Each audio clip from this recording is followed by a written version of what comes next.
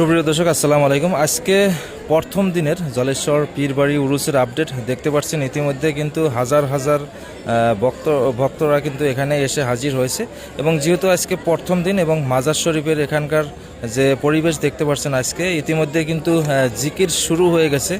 যেহেতু আজকেই প্রথম দিন এবং প্রথম দিনের আজকে প্রথম জিকির আপনাদের সম্মুখে শেয়ার করছে। আশা করি সকলে ভিডিওটা বেশি বেশি শেয়ার করে দেবেন যাতে সকলে দেখতে পারে।